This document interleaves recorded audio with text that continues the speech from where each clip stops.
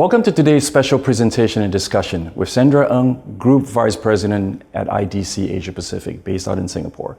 For the next 15 minutes or so, Sandra will address the road to recovery around the world from a business focus and economic situation, with the spotlight firmly on Southeast Asia and Australia and New Zealand across two cornerstone themes: digital acceleration and digital resiliency. These are both highly relative to what we're seeing with digital transformation as a result from the current global pandemic. Hi Sandra, welcome to our Conquer Every Cloud event today. Great to have you with us today. Thank you so much, Andy, for having me. It's my pleasure. Cheers.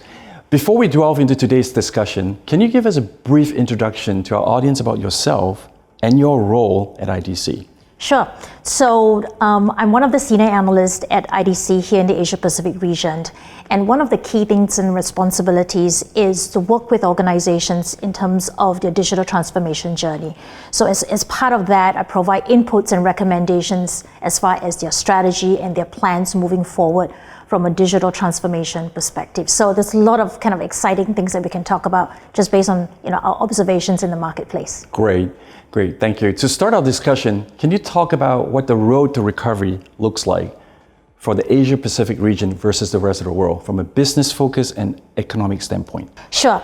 Okay, so at IDC, since March of 2020, we had gone out to the marketplace to really track organizations in the way that they were responding to the pandemic. And obviously we saw the recovery for us in Asia Pacific beginning sometime around the May timeframe and starting with China and then rolling out to the rest of the Asia Pacific region.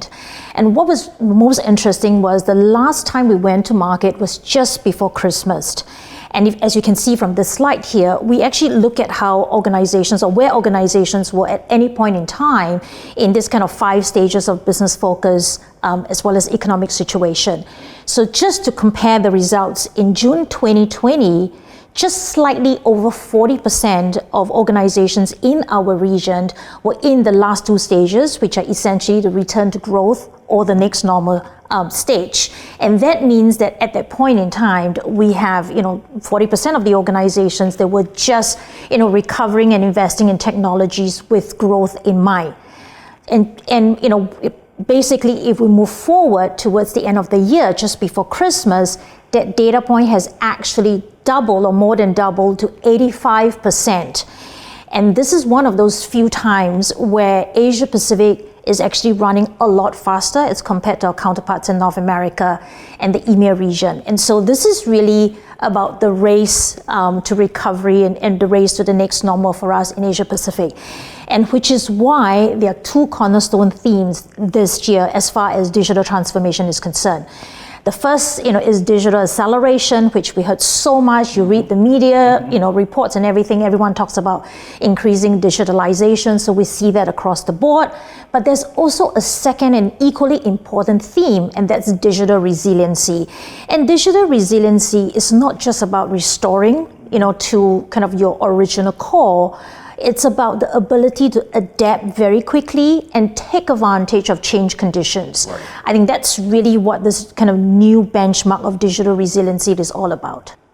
So, relative to digital transformation, the global pandemic hit us last year and we saw an acceleration in terms of customers moving to digital because they needed to ensure business continuity, enable workforces at scale, and there were so many use cases that we could cite where customers had to rush to digital in order to be resilient.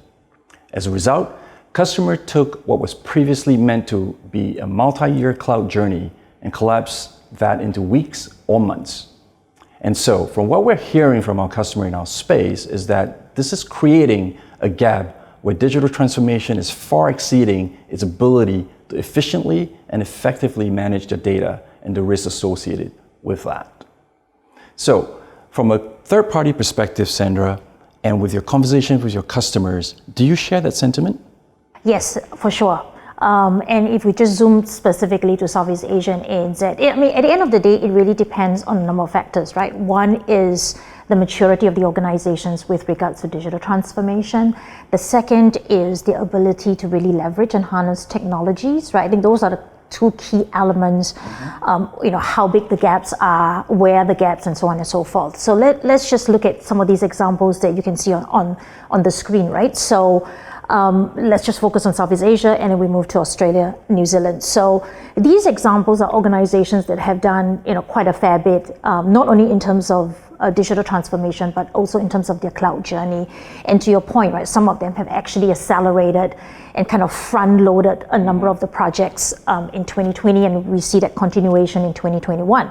So just very quickly, if you look at Union Bank in the Philippines, I think they're very well known kind of in digital transformation, and it's really coming from the CEO himself, right, from the very, very top.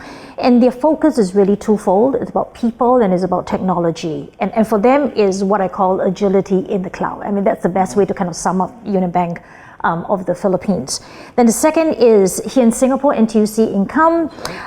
Insurance is another sector that have done relatively well in this pandemic. And NTUC Income launched what they call their snack or snackable kind of insurance plan, and these are micro insurance policies that are meant to align with our lifestyles. When we take public transportation, we go out for dining, and it comes in obviously micro payments. And then the third would be Petronas in Malaysia. For them is really getting into this whole digital kind of supply chain and upstream and downstream. And in this particular example, it's really about the transformation of their procurement division and function, which, as we all know, for many companies is a very traditional kind of function. Yes, very much so. And Petrona has huge ambition in this space. The ultimate goal for the CPO is really to get to this zero inventory state. So they bring a lot of intelligence in the cloud to be able to do this well. And then the last Southeast Asian example is OVO. OVO was founded by Lipo Group, which is the largest FMCG conglomerates in Indonesia. It's a digital payment brand in the marketplace. And today it's a huge brand that connects to merchants and retailers. And again, for them, it's about data in the cloud. So let's now go to the south of the region, and that's Australia, New Zealand. And the first is the inland revenue of New Zealand. And kind of like, here, IRAS for us in Singapore, they actually went through a major transformation journey, and they did, a significant part of their journey actually during kind of the lockdown period last year. And today, the large majority of the population, like us here in Singapore, they don't actually have to fill paperwork, at the end of the year for their taxation. And the connection into SMBs and the corporate world, it's very integrated and extensive. So that actually helps in terms of cost savings and increased productivity. So to me, that's really about resiliency, right? The ability to do that. And then Woolworths is obviously one of the largest, retailers, right, in the South Pacific region. And they have also been very well known in terms of digital innovation. So they are one of those companies that actually front-loaded. There were some projects that were meant for actually 1 or 2 years down the road. They actually had to deliver in an 8-week timeframe in 2020 in order to be able to cater for the increase in capacity, because they're obviously in the essential goods business, right? And then Air New Zealand is again another company that is big into digital transformation. In fact, their vision is to become the world's best digital airlines. And now it is obviously a very low period because the capacity is very low, just given that few of us are traveling. And for them, it's really taking this period to really go digital all the way. So for them, it's digital first, kind of in the cloud. And then finally, you have Get Capital, which is a trade credit firm, particularly serving the SMB entities. And we all know in this environment, SMBs, obviously face a lot of hardship. And so the ability to help them in terms of cash flow, in terms of productivity, in terms of cost savings, all of that make a world of difference for SMB entities. So these are just some of the examples that we see in this part of the world as far as what you just mentioned. As I preface, two of the cornerstone themes in today's sessions are digital acceleration and digital resiliency. So Sandra, you've just touched on digital acceleration as it's intrinsic to the digital transformation story. Can you expand on this in relation to the future of customers, their experience, and what their engagement may look like? Sure. Okay. So for the majority of the organizations, whether they are in the B2C or B2B space, typically, kind of the first thing that they do from a digital transformation or acceleration perspective is really about the frontline engagements, and these will be talking about the customers themselves. And so one of the key predictions that we have made for this year, 2021, is by the end of the year, 65% of organizations in our region will shift to what we call a digital-first kind of engagement model in terms of operations, in terms of contactless experiences. So everything that they do as far as the customers are concerned is really going to be around digital and in an omni-experience fashion. But it does not just stop at the front line as far as the customer engagement, because in order to do that effectively, clearly you need to also ensure that your operations and your back-end, your supply chain are well integrated from a digital standpoint. So those are kind of two critical elements, both the front end as well as the back office and the broader ecosystem. So when we think about kind of the future of customers and what customers are expecting as we move forward, there are kind of four key elements that organizations would need to really master as they take this digital acceleration journey. So the first is about having a holistic customer journey. That's extremely critical, right? Because to really understand how your customers take the journey with you and how they engage with you as a brand, it needs to start from the very beginning and obviously get to the end, and you need to ensure in that process that there is no gaps. So your digital first strategy needs to kind of cut across. In some cases, may not be digital at all. So that's the first thing. The second is about the ability to deliver not only good experiences, but experiences in context. And that's what customers are really looking for, is to ensure that they actually experience the brand, the products and the services at the time, at the place, and how they want it. So that context is really critical. The third key element is about having meaningful conversations that really matter between the brand and customers. I mean, some customers, they don't like to be bombarded with a lot of, kind of product pitches and whatnot, but others, they like that. So it really depends on, what really matters at that point in time. So conversations that matter. And lastly, but certainly not the least, is customer satisfaction, right? Without customer satisfaction, obviously the business cannot go on. And customer satisfaction will lead to greater customer lifetime value. I mean, we're no longer at a time and age whereby it's just about buying a product, it's transactional.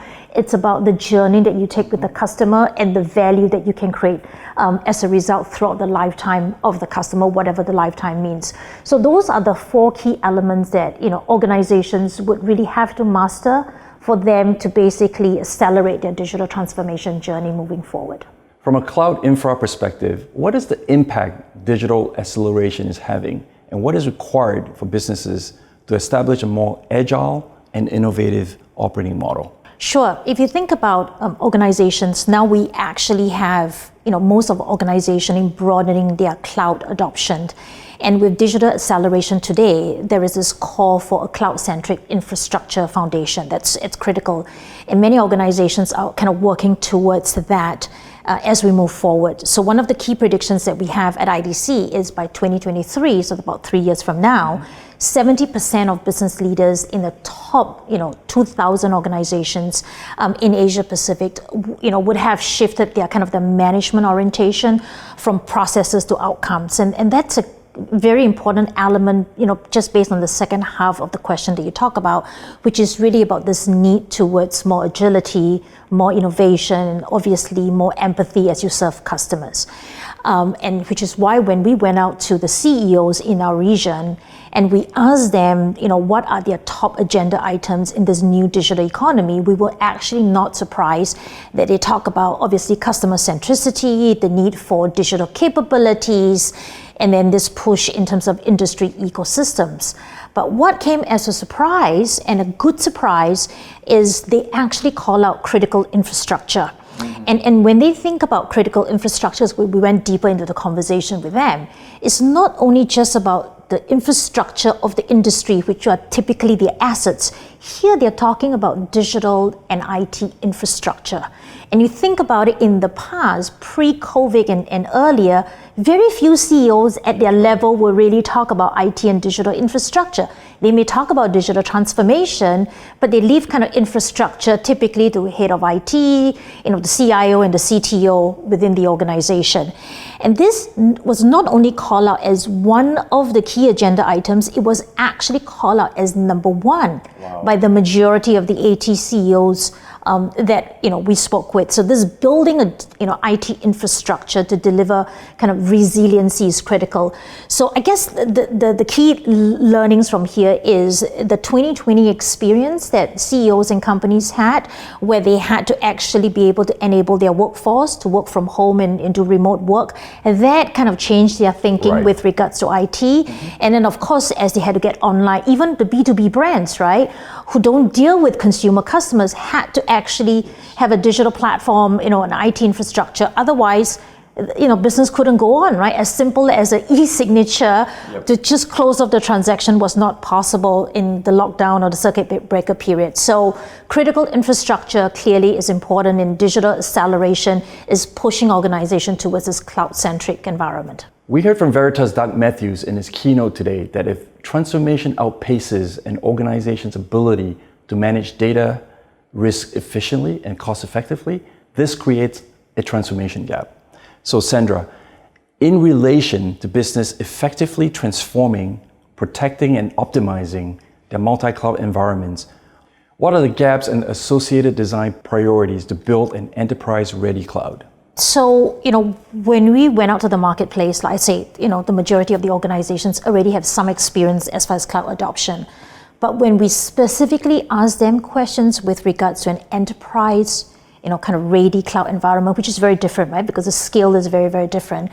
And we look at, what are the critical design points and three kind of common pillars that came through: performance, security, and cost management. This is kind of a busy slide, so let me just kind of help you to interpret it. So when we went out to ask them about what are their priorities as far as cloud adoption maturity is concerned, we gave them a long list, and these were actually the top 7 in each of the implementation phases, right? From the pre-implementations into the broad kind of enterprise-wide implementation. And as I say, these were the three pillars that came through. So performance, it's really about the ability to integrate, because, and this is a really critical point that organizations are now really investing and looking at, that it's not just about point solutions, it's not just about the needs of a particular use case or a particular function or department, it's about the ability to integrate across the board. The better that you can integrate in a multi-environment, the better it is in terms of an enterprise kind of scalability perspective. So integration is really key. The second about performance, obviously, is about application performance, right? The ability to support, how agile, your application is, and so on and so forth. The third is about resource utilization. I mean, that's really about ROI and ensuring that, all your resources or the majority of your resources are obviously optimized from a utilization perspective. So that's the first pillar. The second pillar is about security. I think since the beginning of, cloud, right? When we first remember when we talk about public, private, hybrid cloud, there was so much discussion around security, and security remains important. In fact, it is even more important in terms of the design point today because of this increasing digitalization, right? As more of an enterprise environment gets online into the mobile world, security kicks in a broader way. So security for sure is really critical, and that includes not only risk management but also compliance and regulation, right? And with COVID-19, some of the nations and governments have put in kind of COVID-19 measures and regulations that obviously need to be taken into account as you kind of bring this critical point into your enterprise cloud environment. And then the third is about cost management, right? And I think this, kind of pretty much stays with us throughout the cloud journey. But in the pandemic world, this is even more important, right? Not necessarily that organizations are reducing costs, but they want to be able to manage, and they have the visibility because they want to be able to plan for contingency, right? Because you want to be ready, whenever there's a disruption, and that you're not just obviously blindsided by it, and costs play a significant role in that equation. So one final point that I want to add is with regards to this distribution between physical and digital infrastructure. Obviously, physical infrastructure remains very important. So one of the kind of questions that we ask customers and enterprises in our region is basically their cloud distribution between physical and digital in 2020, and then 5 years down the road in 2025. And as you can see on the slide, that there's going to be a significant increase, a 10 percentage points increase, right? So in 2020, 47% of the environment was digital, and by 2025, that's going to go to 57%. So the majority of the cloud environment would definitely get towards digital as we move towards 2025. And obviously for some organizations, it will be much earlier than others. In 2020, we saw an acceleration in companies from large enterprises to small businesses suffer from ransomware attacks. Through our own recent Veritas ransomware resiliency study conducted by Wakefield, we learned this is the data risk that is top of mind for many executives. And it's not difficult to see why. In Australia, for instance, an alarming 45% of companies have faced an attack, with 31% in Singapore. Even more alarming, most have no choice but to pay the ransomware. As evident in our study and documented in a leading ZDNet article, 88% of Australian companies and 78% in Singapore have paid the ransom in full or in part. So this leads to the question, how do we maintain control of your business with orchestrated business resiliency across all environments, often in the face of external threats? So Sandra, can you now address the second cornerstone theme of this session by discussing how business resiliency levels have changed pre-crisis to an expected digital resiliency benchmark post-crisis? So this is actually a very big topic at IDC. We are just about to launch our brand new research on digital resiliency. And what we found out in 2020 around kind of the July time frame is, as we kind of monitored organizations respond, we then begin to kind of go through their BCP plans and realize that the business continuity plans that they had prior to COVID-19, which they thought was sufficient, was actually not adequate given the major disruptions that we saw in obviously from kind of the March timeframe onwards for us in this region. So and then if you look at companies where they have basically the resources from a business continuity perspective, they were quickly kind of making those changes and trying to adapt obviously with the current situation at that point in time. And that led them to what we call the phase 2 of the business resiliency stage. But they quickly also realized by the time kind of October timeframe, they realized that even this kind of new set of measures that they put in place were not sustainable, and certainly not sustainable as we get into kind of the vaccine and then obviously the next normal world as we're trying to figure out the next, be ready for the next disruption. And that's where IDC began to realize that a new resiliency benchmark is required, and we're calling this digital resiliency. So this new benchmark, what essentially it means is that organizations not only have to be able to respond and restore back to their core state, but they must do it in an agile fashion. So that's really critical, right? That the pandemic has taught us. And the second is to be able to also, kind of take advantage of the change conditions. So be more opportunistic as a result. I think that's the missing link in the previous levels of business resiliency, which needs to be achieved in this new benchmark. So then when we look at kind of, from a cloud perspective, from a cloud operations perspective, when we talk to, technology people, we talk to IT staff, and, they have very similar kind of thinking, right? So the alignment is there. For them, they want to focus on, forward planning, which resiliency is obviously a big part of that. They want to be able to align with the business. So if you think about, digital resiliency, it's not just about IT function. Clearly, it's pretty much throughout the organizations, right? You talk about your finance department, you talk about your operations, you talk about your, your workforce in general, you talk about your brand and your reputation of the organization, and so on and so forth. And then, of course, the third element is around security, which we just discussed earlier. And all of these are, critical elements from a digital resiliency standpoint, which, if you think about cloud operations and the IT staff that are, basically managing cloud and operating cloud, these are all the important elements that we see basically within organizations, and they're going to be even more important as we move forward. And then, the next thing and the last bit that I want to talk about before we move on to the next question is really around, the amount of time that, organizations would like to invest in, as well as the commitment from a kind of a dollar and cents perspective for 2021. So, when we ask organizations in our region, in large and small organizations, as you can see on the slide on screen, is essentially the same stuff.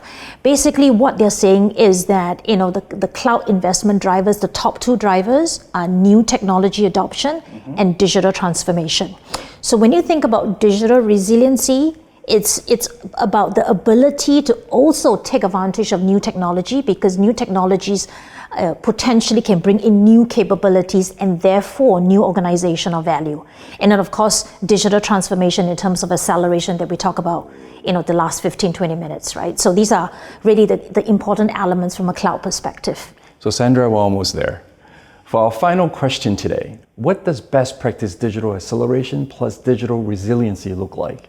And how does that influence an effective business performance model post the global pandemic?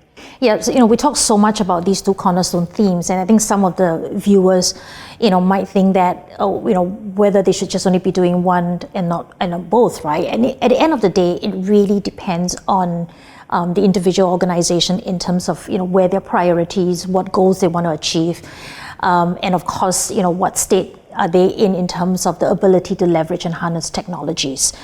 But, for organizations who are obviously more aggressive and more ambitious, where, growth and leadership are just as important, then you would have to really work on both acceleration as well as resiliency. I think that's really the critical point that I want to make sure that, I cannot leave behind before we close off this session. So I thought, in order to demonstrate that, let's look at kind of two examples, what I call best practices in our region. And there are other examples, but, I thought I'll just pick two here in the interest of time. So the first one is DHL, right? And we all know the brand very, very well. DHL has always been well known for their digital innovation. And they are one of those, large brands, very complicated in, complex and federated environment, but they're extremely good in terms of trying out new technologies and bring technologies as well as the skill sets into the environment. Now, think about this organization. This organization has 5 generations of employees. I mean, most organizations have 3, right? This is one of those few that have 5 generations. So you just imagine that kind of the skill sets and the ability or the comfort, maybe not the ability, but the comfort of using technology, very significantly. And they, they are very good in reskilling and upskilling their employees. And that's part of the whole resiliency story, right? And so based on everything that they did prior to COVID-19, and then, in 2020, they were put in this position because they're in kind of essential goods, right? They have to kind of move things around, and the supply chain were being affected, and they have to ensure compliance from the, social distancing measures, and then, they brought in automation, right, which they had already started before COVID-19, and all of this were really critical in an environment whereby you don't always have everybody because of the social distancing measures. Right. So this is one company that truly embraced acceleration and resiliency throughout the world, not only in the Asia Pacific operation. So that's the first best practice that I thought is worth kind of calling out. The second best practice is closer to home in Singapore for you and I. It's SATS, right? And SATS is in the aviation industry, and obviously their primary customer is Singapore Airlines, right? And we all know this industry, particularly for us in Singapore, where there is no domestic travel. And SQ, I think at its lowest point, they were only running at 4% capacity, right? In terms of, the number of passengers that they would take. So, for SATS, this is really a massive downtime for them, but they still, look at it as this is a perfect timing to do reskilling and upskilling of the employees. One is because they believe that technology will play a significant role in every job within SATS as we move forward. So that's the first thing that they really do. So to them, it's both acceleration and resiliency from a reskilling perspective. And then the second key element that's important is also we are now in a new environment. So they are looking at how new technologies and how their business processes would change.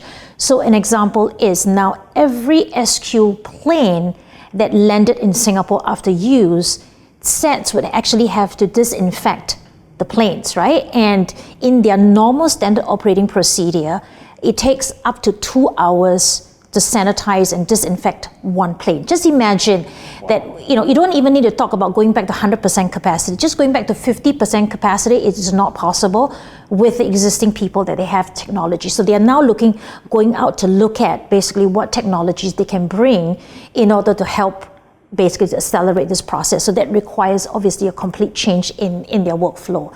And then the last bit that I really want to highlight with regards to SETs is the diversification strategy, which is really important, right? Because they're in an industry that obviously isn't doing well today. So they have diversified into catering services outside of aviation. So they've done expansion in China, in other parts of Asia, and that have actually brought in really good revenue streams for them. And that creates business stability for the organization, which again is part of both the acceleration story as well as the resiliency story. So if you're one of those organizations where growth and leadership are going to play a significant role, and that's kind of your ambition, then digital acceleration and digital resiliency have to come together, and you will need to think about what kind of skill sets, what kind of technologies that you will need to invest in as you move forward. So unfortunately, that's all we have time for today, Sandra. We can't thank you enough for taking the time to talk to us about the growth of digital acceleration and digital resiliency in the Asia Pacific region. It's encouraging to see that the expected return to growth and the road to recovery from a business-focused perspective is the strongest in Asia Pacific versus EMEA and North America. We also saw how critical a cloud-centric infrastructure is for organizations to shift their management orientation from processes to outcomes, represented by automated operations and contactless experiences. Digital first certainly comes to mind when you surmise this discussion, covering the acceleration of digital infrastructure versus physical infrastructure over the coming years. Also, the rise of the new digital resiliency benchmark post-COVID, where organizations need plan to enable them to rapidly adapt as opposed to respond. Thank you again, Sandra, and I hope all of you found this as insightful as I did. Thank you.